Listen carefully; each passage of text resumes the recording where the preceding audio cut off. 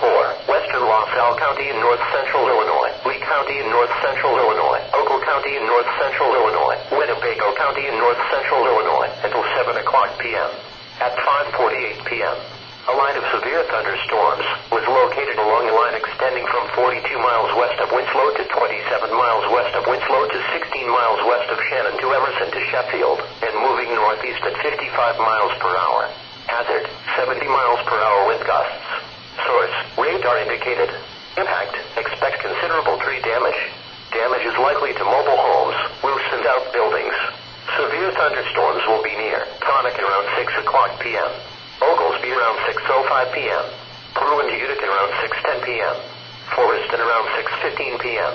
Mendota and Walton around 6:20 p.m. Mount Morris and Amboy around 6:25 p.m.